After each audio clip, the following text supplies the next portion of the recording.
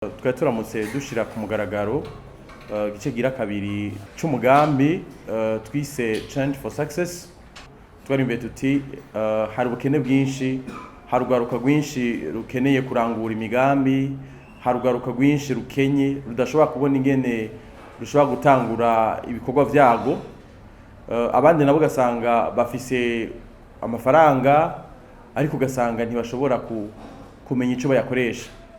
Twebwe rero nk'urunani rw'ayo mashirahamwe atatu, televiziyo Tanganyika, shirahamwe USDMEDIA TECHNOLOGIES hamwe na Fondation JONATHAN BUDJU, twariyumviye tuti ni vyiza yuko tuja hamwe tukagira urunani, ndetse urwo runani rugashobora gufasha ugwaruka rwinshi rukenye, eka ndetse n'abagwizatunga bamwe bamwe canke abandi bantu bafite amafaranga, kuko usanga bafite amafaranga mugabo ntibamenye ingene bayakoresha.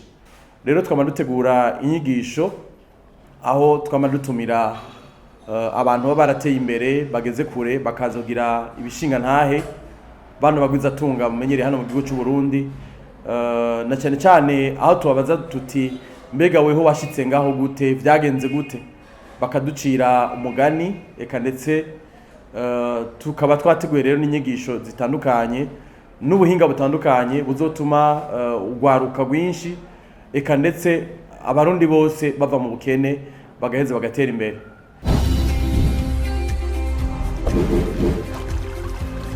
Televiziyo Tanganyika, televiziyo Tanganyika.